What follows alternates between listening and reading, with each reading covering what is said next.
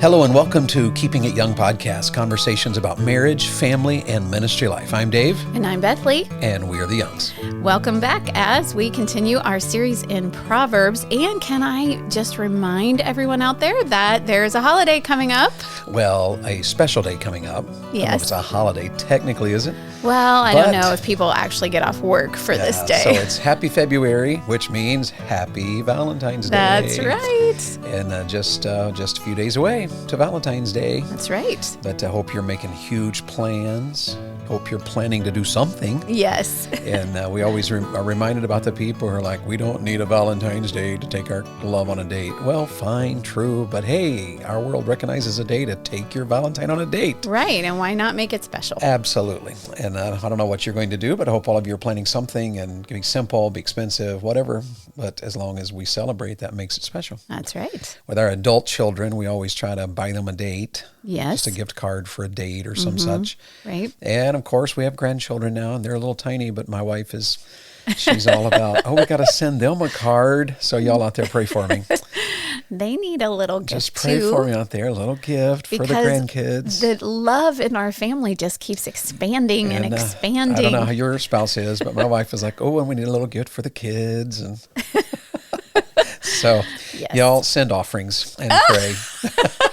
Please do not send an offering for our Valentine's Day. No. But happy Valentine's Day to you, and hope you're planning something very special and very wonderful. And we are in the middle of Proverbs. Yes. Proverbs chapter 2. Yes. Continuing. We've gotten good feedback, so thanks to each of you that have reached out to us and let us know you're enjoying it and asking questions and all those sorts of things. And right.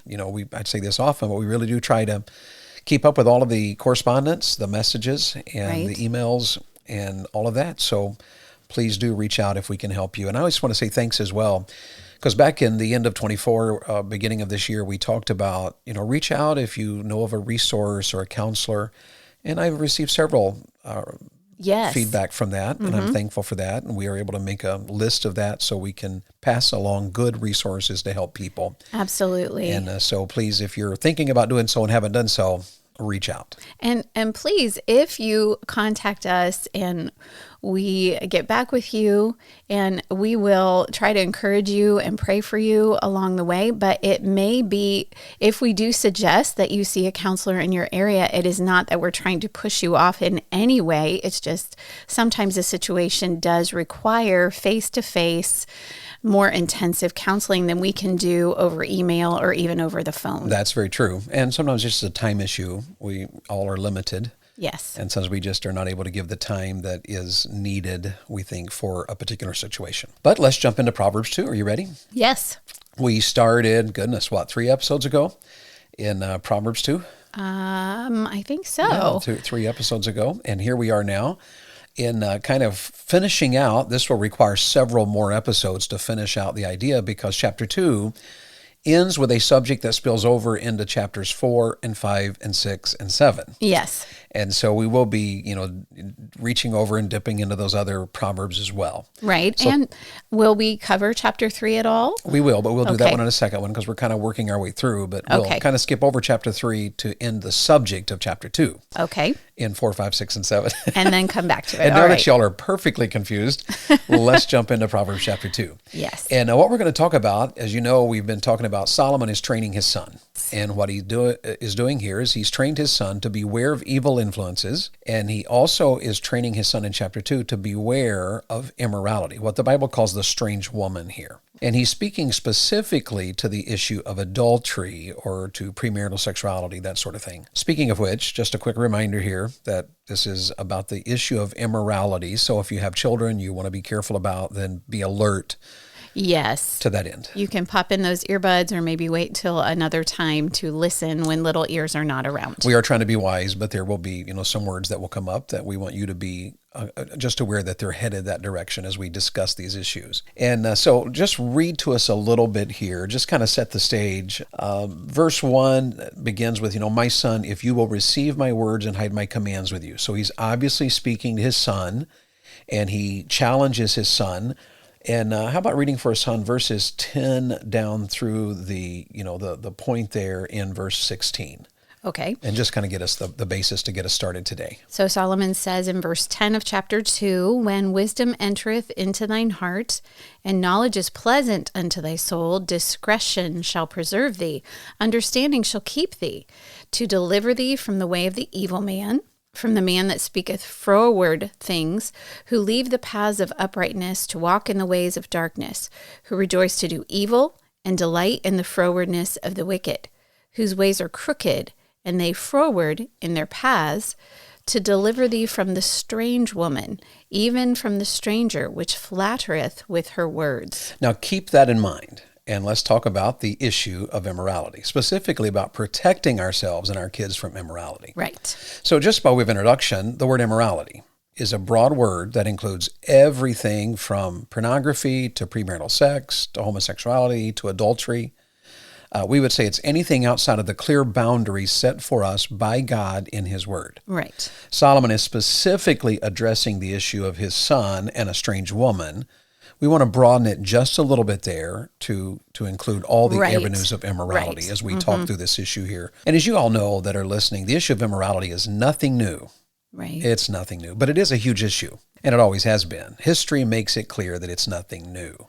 No matter where you go into history, you find immoral issues, immoral practices, divorce, everything, all this is just a normal thing. Divorce that results from adultery and the issues of homosexuality and all kinds of perversions. Right. And it's covered in the Word of God. Yes. So obviously, even in Solomon's time, it was an issue. It absolutely was. Genesis, there's stories about it in Genesis, immorality, Yes. the very first book of the Bible. Even Solomon, who was granted by God such great wisdom, was also ruined by the sin of immorality. And all of his multiple wives and all of that turned his heart away from God and did great damage, not only to his generation, but to generations after that to come. It was just the issue of adultery and immorality was huge. Statistics abound. And as you know, statistics are just statistics of a small section of people that kind of give us a overview of what people are thinking. True. Mm-hmm. But some of the statistics are just interesting. The Barna/Pew Research Center, Barna/Pew Research Center, we compared some of their information. And here's just a few things we found. 60% of our generation in the church, now this is in the church, 60% see nothing wrong with cohabitation. Now, here's what I'm aware of. The word church, there's a broad term. Yes. Yeah. And so you may say, well, not in my church. But generally speaking, religiously speaking, 60% see nothing wrong with cohabitation. This is evangelical Christianity. About 50% see nothing wrong with having sexual relationships or open relationships with someone with whom they're not even in a committed romantic relationship. They're not dating, not planning to date, not thinking marriage, not planning to get married. 57%, which is, just a little higher, say that sex between unmarried adults who are in a committed romantic relationship is sometimes or always acceptable. So it just proof that we are living in such immoral hour. Yes. Over a third of Christians in the U.S. say that it's sometimes or always acceptable for two consenting adults to exchange sexually explicit images of themselves. Now, for the record, just so y'all know where we stand, we do not believe that cohabitation is at all ever in any case right. It is always wrong. Outside of marriage, it's always wrong. And we do believe that any sexual relationship outside of marriage is always wrong. Right. So we're taking a hard and fast, view there. There's a ton of other, we just found so many. It's hard to know even what to share with you. Any others there you think would be worth our audience hearing? In a Covenant Eyes report in 2022, they said that 13 to 24-year-olds these days believe that failing to recycle is worse than viewing porn. So that even immorality issues now are seen as no big deal. Right. It's kind of the point of that. Oh, it would be a huge sin for you not to recycle your trash, but for you to view immorality online, that's not a huge deal. There was an article in Today's Christian Woman. Now, this was back in 2008. I didn't find anything that was more recent about this, but according to a website called Ashley Madison, I don't even know if that's still a website. I don't think it is, but I may be wrong. At that time, it was dedicated to extramarital affairs. They said that 25% of their respondents identified as born-again evangelicals. And one of the reasons I remember going back, to 2008 or 9 or somewhere in there, some years ago was when this website revealed Yes. some of the people that were on that website looking Yes. for extramarital affairs. And it was really shocking because it was people in the church. Yes. And that was startled Very everybody, sad. caught us off guard. Very, very sad. I did see moms and dads, just because, we talk a lot about parenting. The Pew Research from 2020, August of 2020, they listed some things just, to make you think about your children. Half of Christians say that casual sex is sometimes or always acceptable. 24% say that hookups are sometimes okay. It led me then to Brooks Place Child Advocacy Center, and which even gave us a different view of what's happening in the hearts of our young people. 19% of adolescents admit to having sent what our culture calls a sext, not a text, a sext. And it's an inappropriate, immoral text. Right. 35% admit to having received one. 15% admit to having forwarded one without the consent of the person who is, being viewed or whatever. Right. 15% send nudes to someone they have never met. This is our adolescents. And the same article even said, moms and dads, just think. Once a nude is sent by a teenager, it is likely to be sold or traded online and viewed over 400,000 times. And just the fact that we are living in an immoral society is undeniable. Yes. Now, about those statistics, let me give you two thoughts there. First of all of you parents out there, this is not to have you cower in fear over, oh my goodness, this world is so bad and I need to protect my child. We're just going to live in a bubble. Obviously, you can't live in a bubble. We're going to talk about training your children and what to do about the immorality that is out there and that they will have to face in some way or another and know what to do with it. And then obviously, some of you may be listening also and be like, oh, you know what? I'm part of that statistic. I've really messed up. Well, we'll also have episodes about what do you do when you mess up? How do you get victory over things? How do you reconcile yourself to the relationships that maybe have been ruined and different things like that? Absolutely. So the point we want to make to you guys who are listening is this: let's protect ourselves and let's protect our kids from immorality. Or maybe just to put it simply, let's pursue purity. And Solomon is talking to his son here in Proverbs 2 about that very matter. So let's begin by identifying the point Solomon is making, okay? Yes. In verse 1, read, do you have verse 1 there, sweetheart? Yes, I do. Right, read verse 1 for us. And Proverbs 2 verse 1 says, "My son, if thou wilt receive my words and hide my commandments with thee."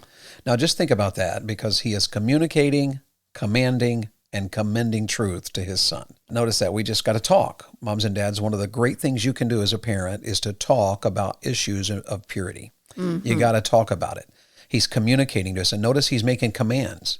Yes. Don't just communicate, list laws and rules that will help your child to be pure. And we do that often with our children. We're continually saying, you may not be on this website. You may not turn this on the TV. You may not, you may not, you may not. This is not permitted. Like our daughter's 15, and she gets teased about boys all the time.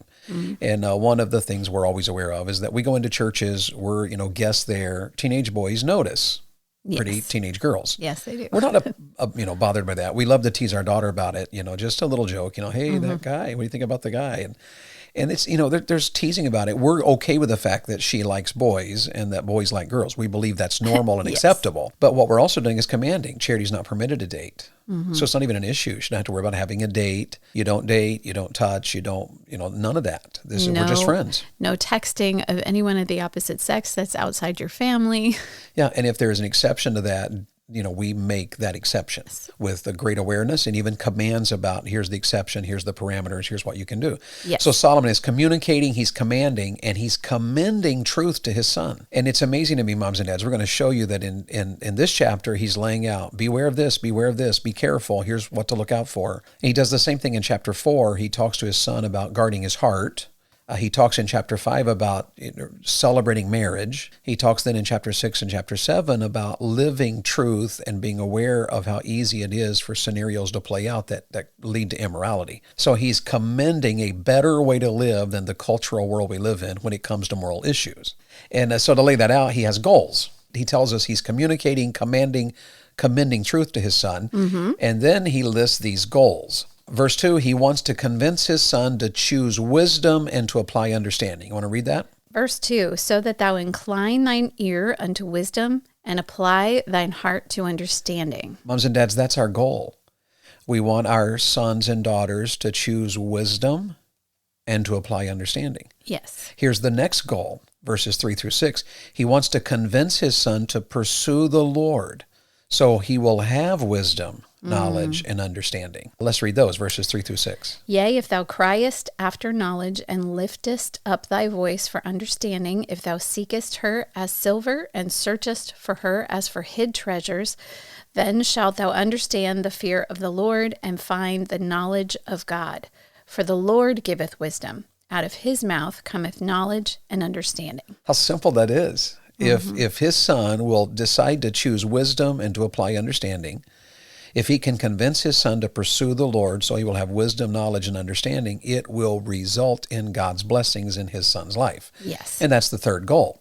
It's in verses 7 and following. He wants to help his son to have God's blessings. Now, we've already discussed those, but read verses 7, 8, 9 just to kind of lay out the groundwork there. He wants his son to have God's blessings. Look what happens if the first two goals are met. This is the third one. Here's the result, verse 7.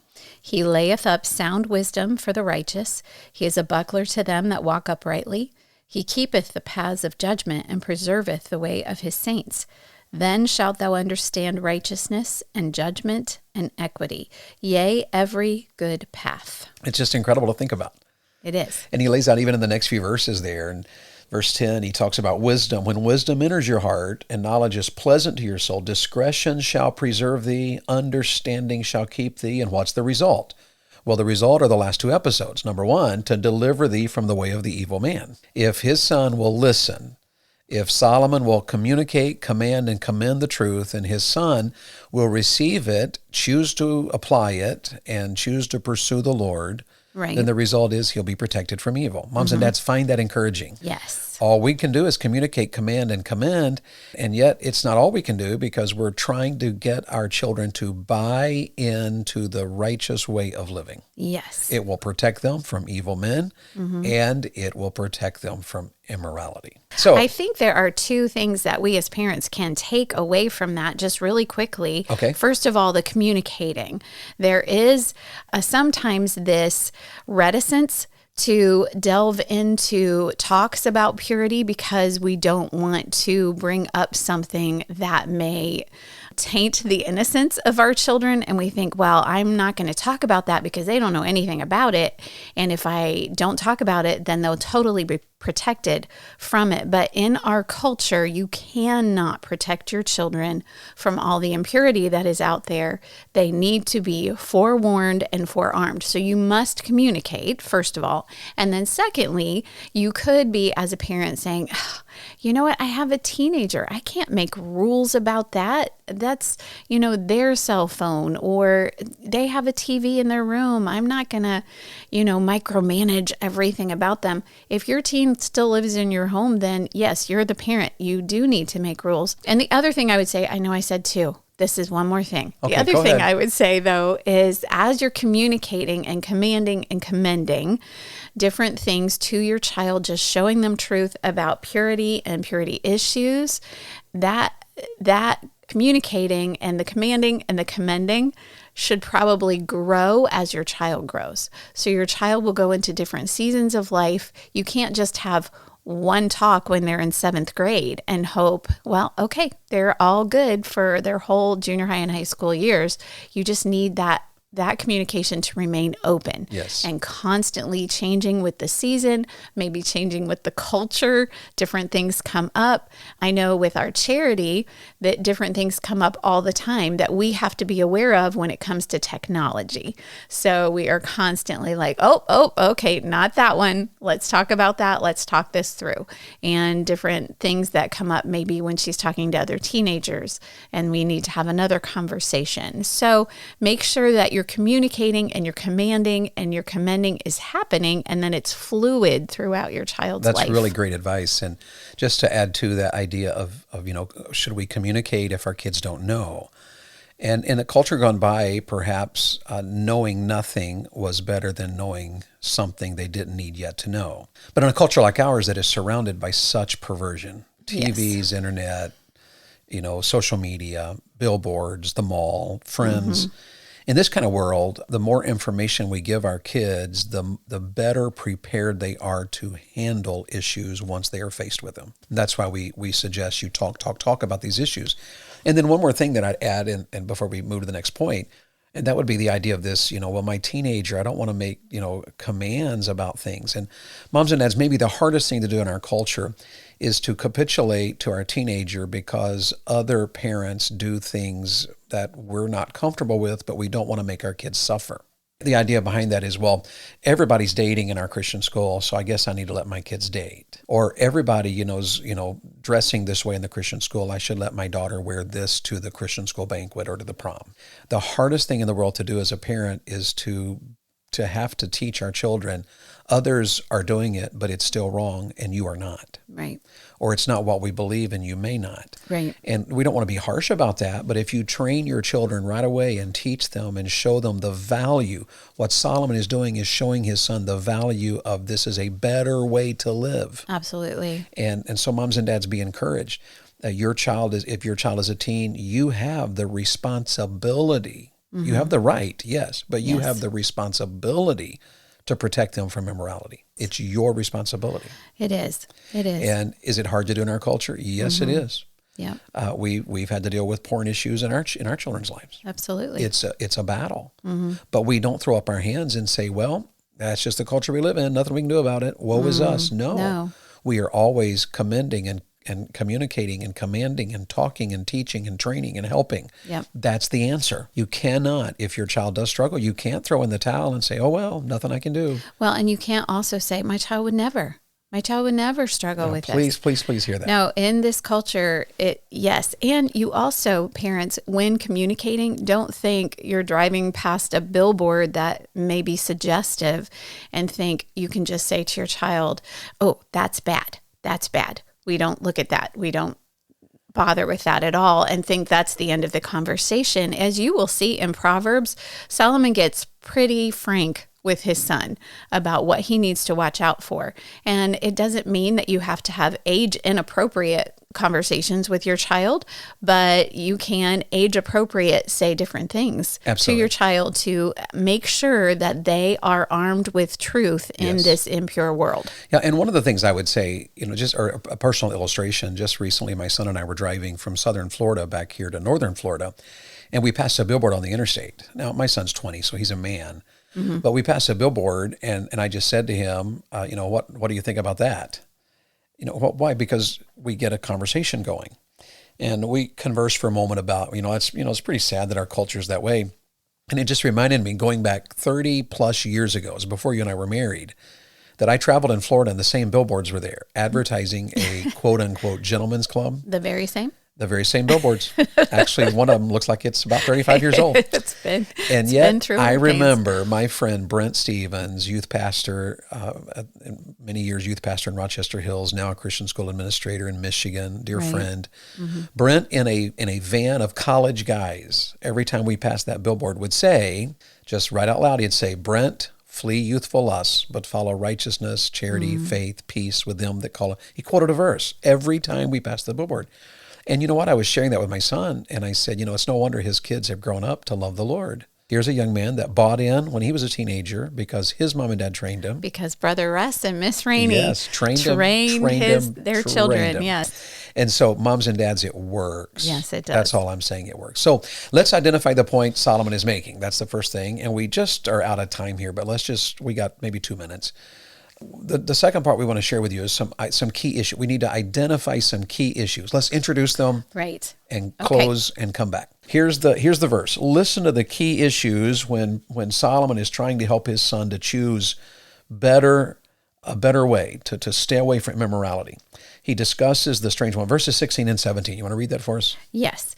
So he says that this discernment and understanding and wisdom is going to, in verse 16, deliver thee from the strange woman, even from the stranger which flattereth with her words, which forsaketh the guide of her youth, and forgetteth the covenant of her God. Now, those two words there, here is two key issues that Beth and I want to talk to you about in the next episode. And it's found here in verse 17, forsaking and forgetting. Listen to what it says again. She forsakes the guide of her youth. She forgets the covenant of her God. And here's what he's saying to his son. Two things. Number one, beware when a person is willing to forsake what is right. Beware of that person. They're headed down the path of immorality. They will damage you. Number two, he's saying, beware when a person is willing to forget the covenant.